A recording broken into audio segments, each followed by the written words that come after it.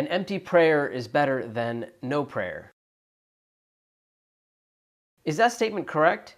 And the answer is yes, it actually is. I know sometimes we may go through that feeling, the feeling of our prayers being empty, meaning we're going from day to day to day, from prayer to prayer, and it feels like we're just going through the motions and we're not getting anything out of our prayer. It feels like our heart is not connected to the prayer. It feels like we're not spiritually growing through our prayers. It feels like we're not getting closer to Allah subhanahu wa ta'ala through our prayers. And when that starts happening to us, we may feel like there's no point in praying. That is definitely the feeling that the shaitan wants to encourage within us. And that's why we'll have those feelings of what's the point? If there's nothing that I'm getting out of this prayer, if I don't feel anything, why even bother praying? Has this just become a ritual for me that I'm just going through the motions and nothing's actually happening? The shaitan encourages that because he wants us to cut off our connection with Allah subhanahu wa ta'ala. You know, the word salah comes from sila, which means connection. So our prayer is actually our connection to Allah subhanahu wa ta'ala. And that means that sometimes that connection will be strong, sometimes that connection will be weak,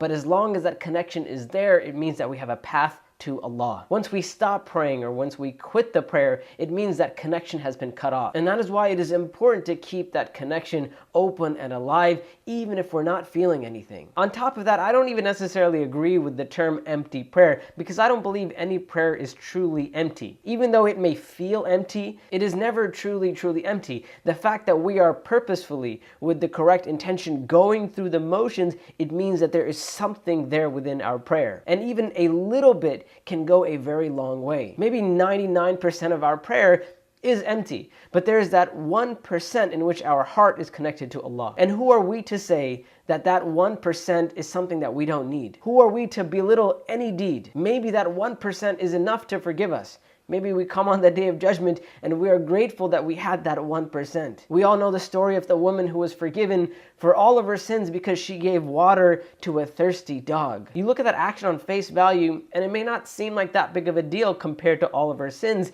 but it is Allah subhanahu wa ta'ala who decides how much our deeds are worth. So maybe our whole prayer is empty, but out of that whole prayer there is a single sajda in which our heart connects to Allah subhanahu wa ta'ala. Maybe it is that one sajda in which Allah forgives us because we poured our heart out to Allah. Maybe it is one dua made in our prayer that reconnects us with Allah subhanahu wa ta'ala. Maybe it is that one dua that forgives all of our sins. So who are we to say that our prayer is truly empty? As long as a person is praying, even if they feel like that prayer is empty, it means that they're on the right path. It means that they have a connection established with Allah. And if that habit is intact, then maybe right now we're not feeling much out of our prayer, but it may be that one moment, a moment of difficulty maybe, a moment when we truly realize that we need Allah and we are already in prayer and we connect with Allah subhanahu wa ta'ala. So no matter how empty your prayer may feel, no matter how much it may feel like you're just going through the motions, never ever quit on your prayer. Our worship of Allah subhanahu wa ta'ala in the end of the day is a struggle. It is difficult. It has ups and downs,